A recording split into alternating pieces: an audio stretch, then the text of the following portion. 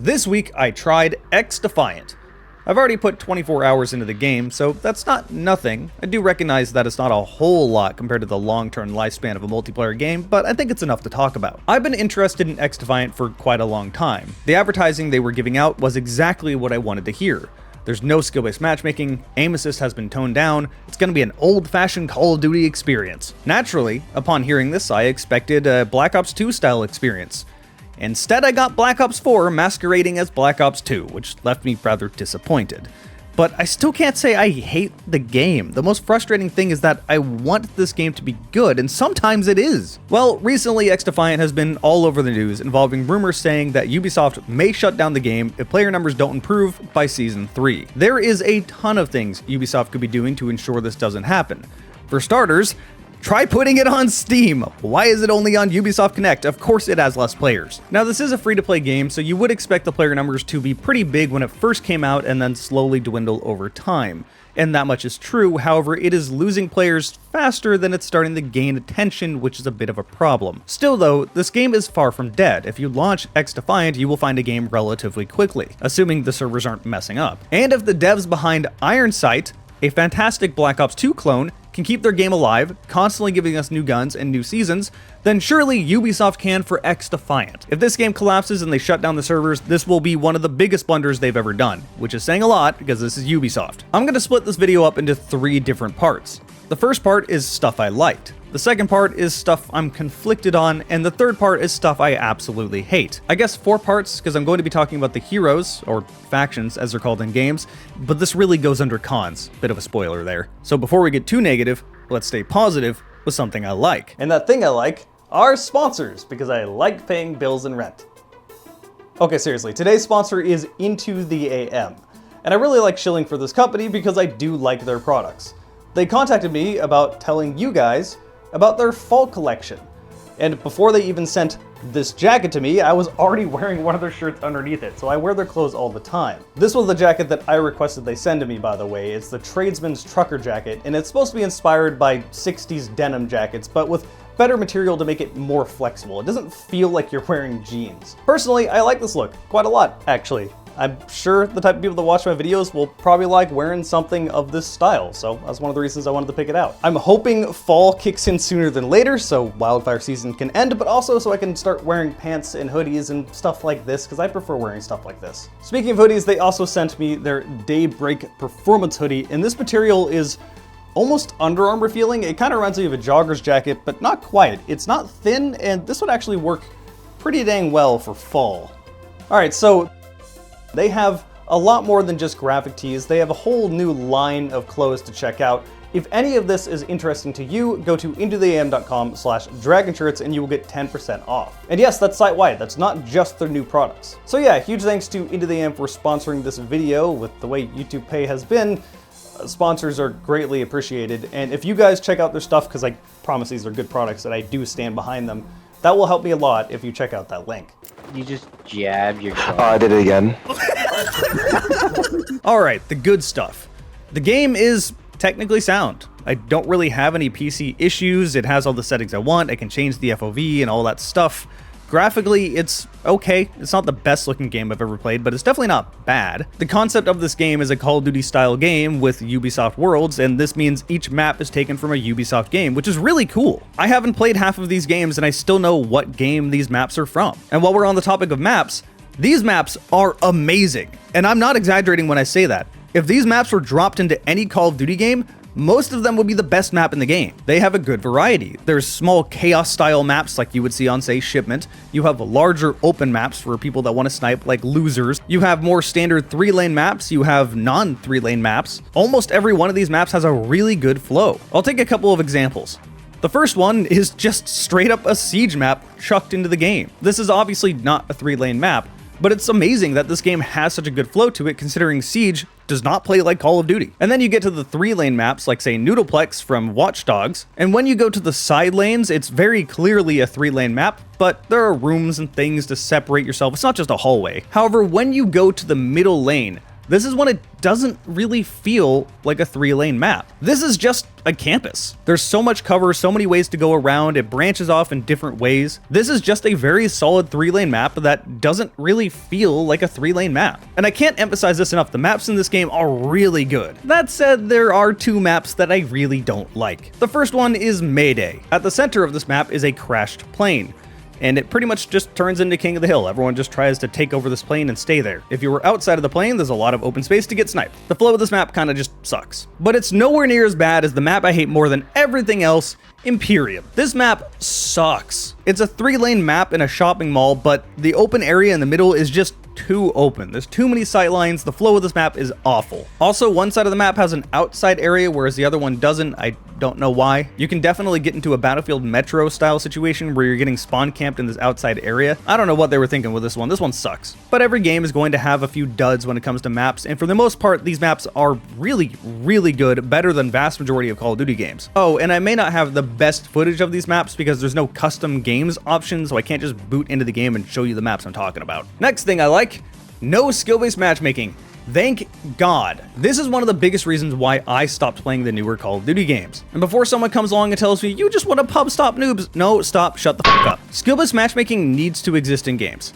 I don't think having no skill-based matchmaking is a good idea. The thing I'm complaining about is how strict it has gotten. I've played Call of Duty for a long time, so I'm always going to be at the higher end of skill-based matchmaking, so all of my games are just other people that are jump shotting every corner, slide canceling everything, and it's really not fun all the time. But if it was just that, I guess I would suck it up because I got good and now that's my problem. It's stupid that that's my problem, but now that's my problem. No, the bigger issue is when I want to play with my friends, because most of my friends are casual. I'm not super serious MLG or whatever, I just have played the game a lot. So naturally, when I get into a lobby with my friends, I want to goof around with whatever guns and just have a good time relaxing. I'm not really trying to play hyper competitive. But unfortunately for them, they will be pulled up to my skill level and they're having a miserable time, so no one wants to play with me. The current really strict skill-based matchmaking setup does not work in a party with players of varied skill levels. So being able to jump into XDefiant and invite my friends and not have to worry about that is so nice. Yes, you are going to get games where you get absolutely stomped. That's always going to happen. I don't really see this as an issue. And yes, you're going to have games where you're the person doing the stomping. But you're going to get all of the above. You'll have close games in there too. Now, XDefiant is interesting because apparently there is some skill-based matchmaking for the first 25 levels and then there is none. And while this is definitely a much more enjoyable experience than what Call of Duty has given for the last 5 years or so, I do think the game needs to have some form of skill-based matchmaking. I just think it shouldn't be strict. Nobody was complaining about skill-based matchmaking when it came to Black Ops 2 or Halo 2 and 3. That form of skill-based matchmaking is perfect. It should not have moved on from that. Frankly, I think XDefiant should just do that and it'd be fine. And the last positive thing I can say is that the medic has probably one of the best lines in the game. Opening a can of Healers! Alright, next up are the things I'm conflicted on. Now, like I mentioned, there is less aim assist when it comes to XDefiant, which is again, so nice. In Call of Duty, aim assist has gotten to a point where it's basically aimbot. If you look at this and tell me that that doesn't need to be nerfed, you're just straight up lying to me. And if you look at a keyboard and mouse user and tell them, you just need to get good while you've only ever used a controller your whole life, I challenge you to put the controller down and try to use a keyboard and mouse. I guarantee you, you will get stomped. It's not that easy. The hardest thing to do with a keyboard and mouse is to actually track your opponent. With a keyboard and mouse, you don't have the game doing that for you. And it's been well documented in many games that a controller user is going to be more accurate in a competitive setting because of the aim assist. In fact, so much so that when it comes to games with longer time to kill, like say Halo, I use a controller myself because you just can't compete with a keyboard and mouse. Ubisoft looked to try to counter this by toning down aim assist to what it was in those early Call of Duty games. And they did just that. But the reason I'm conflicted about this is because you're still kind of at a disadvantage if they're within red reticle range. And it does still feel bad to lose a gunfight because they pressed the L button and shot first while spinning their movement stick around, not having to worry about aiming. The solution to this is to turn on input-based matchmaking so that you only find keyboard and mouse users. This comes with the problem of matchmaking can sometimes become really long and difficult to find games. But when you can find those games,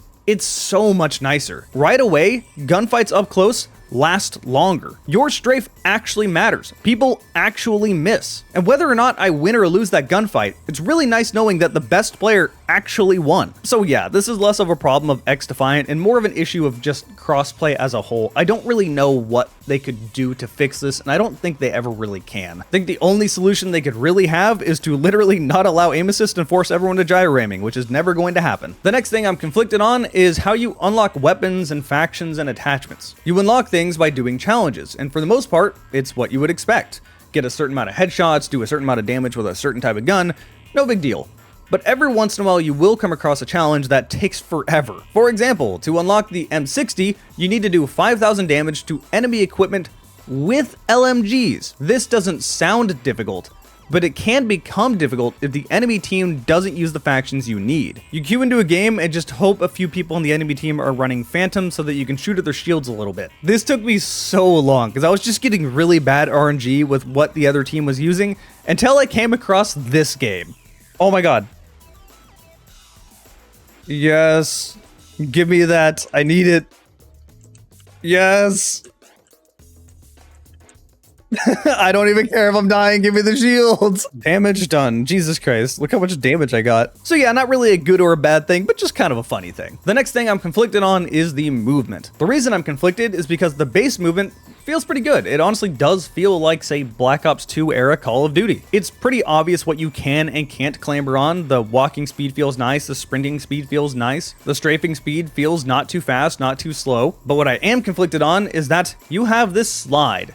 And this slide can be canceled into a jump. I have started to hate the slide mechanic in games, because originally the slide mechanic was something that was supposed to be defensive, but now it's an offensive tool. This turns the game into less of a positioning-oriented game and more of a I'm going to slide jump every corner and then strafe in the air nonsense. Speaking of, if you're aiming down sights and then you jump, your gun is still 100% accurate. There's no downside to doing this. So every gunfight turns into spamming AD, jump, jump, jump, and now it doesn't feel like I'm actually outstrafing them, it just feels like I'm cheesing them with jumping. Outstrafing your opponent in this game just feels bad. So two things.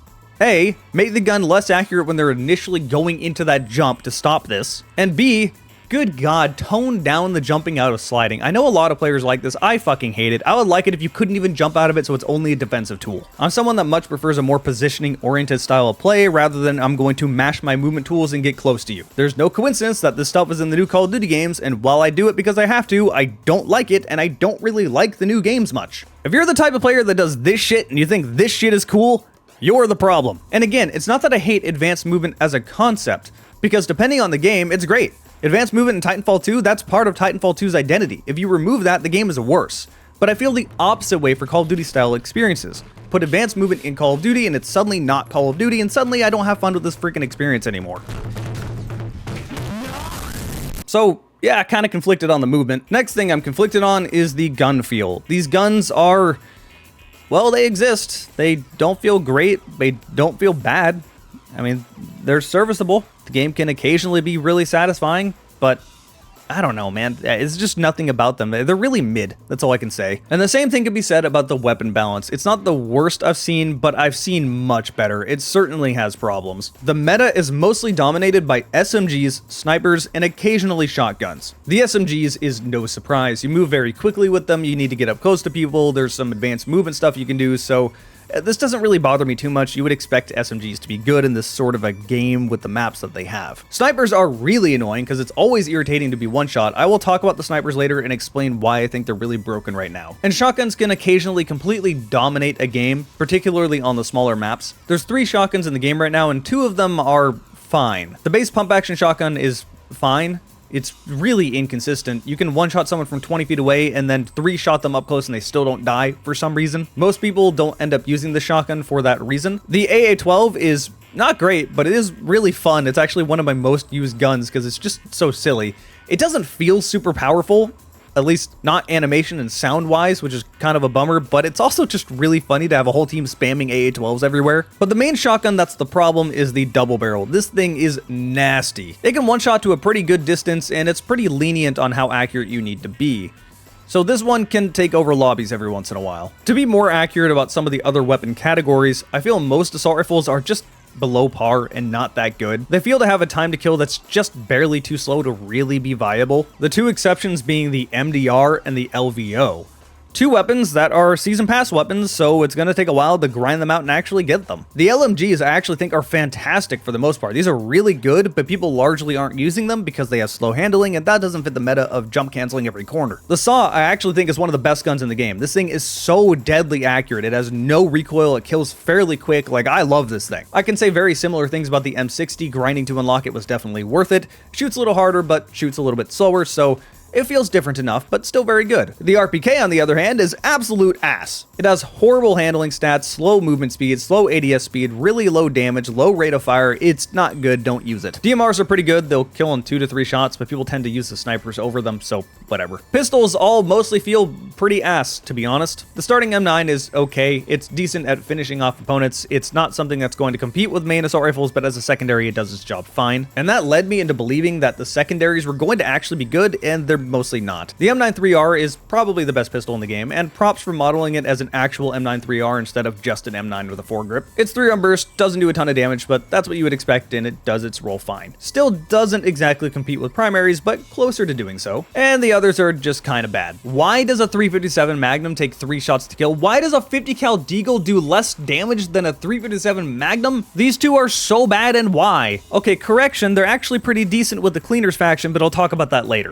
The 1911 feels pretty similar to the M9, but kills in 1 less shot, but has less of a deep magazine, so all the pistols in this game feel pretty weak. And then there's the double barrel shotgun pistol, which you can get, but is a level 80 unlock in the season pass, so I'm not gonna be able to get that one. I picked it up in game a few times, probably don't have any footage of this, so I'll probably have to use somebody else's here. And its one-shot potential is there, but very limited in range, which is fine. I would expect it to be this way. If anything, I would actually like to use this thing as a good, they're chasing me, get them off of me tool. It's the only secondary I could see myself using basically as a primary if you manage to get close to people.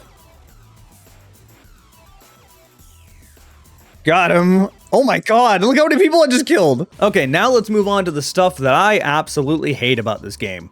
The first one, first and foremost, is that the time to kill feels awful. Now, this is always a controversial take. People never will agree about what time to kill is good or bad. But for me, when I think of time to kill in a Call of Duty game, I think of Black Ops 2, Call of Duty 4, something like that, something faster. I think the perfect time to kill is guns killing in 3, 4, 5 shots. Instead, in this game, you get 5, 6, 7, 8 shots sometimes, and it feels terrible. This also has ramifications for balancing as a whole, because they still want to cater to those obnoxious quick-scoping types, so snipers still kill in 1 shot, while every automatic got a slower time to kill, making snipers even more of a problem. To make things worse, snipers have practically no flinch, so it doesn't matter if you won that engagement, got the drop on them, shot first, didn't miss, they still kill you. I would love it if games adopted what, say, Battlefield 1 did with snipers, where snipers had a sweet spot and they literally can't one-shot out of that. This would make every single sniper rifle have its own purpose and feel different, and most importantly, you can't quickscope. Because remember, quickscoping is not more difficult.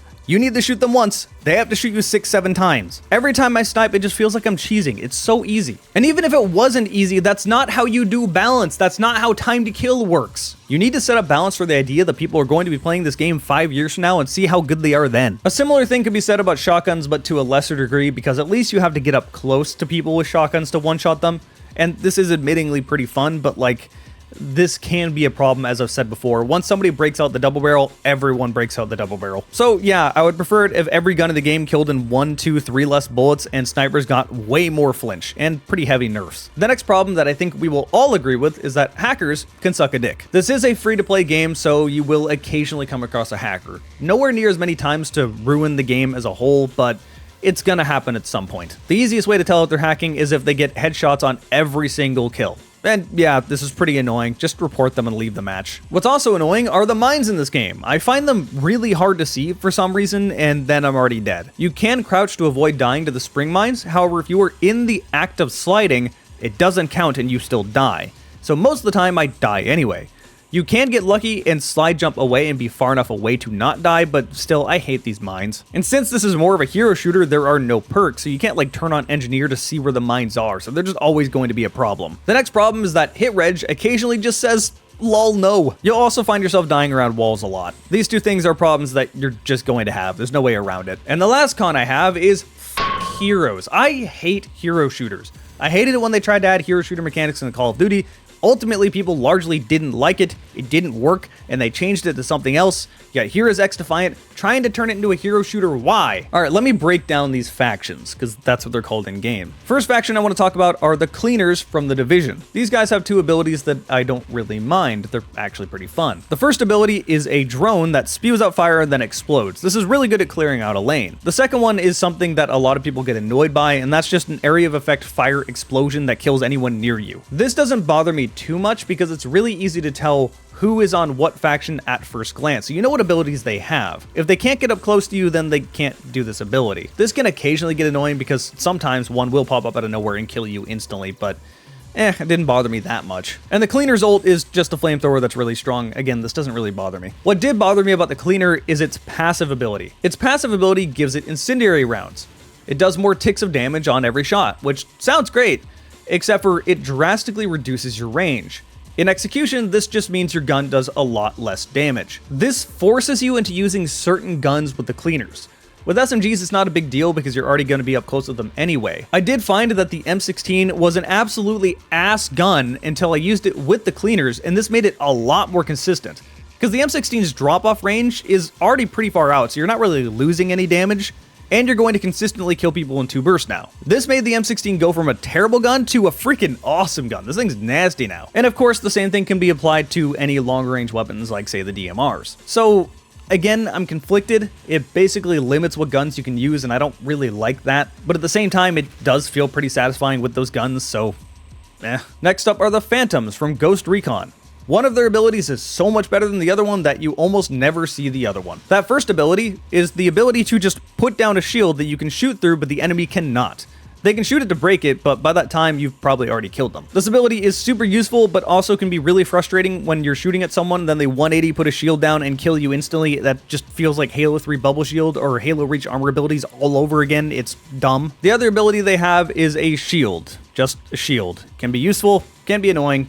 Whatever, not much to say about it. And the Phantom's Ultra gives a big bubble shield around you with an up-close weapon, and you can only walk. This is almost useless. You need to get up close to people to kill them, and you can't do that if you're walking 2 miles an hour. It's useful in objectives, but also highly situational, and it's actually pretty easy to kill people using this ult, so it's not great. What I do have to rant about is the Phantom passive.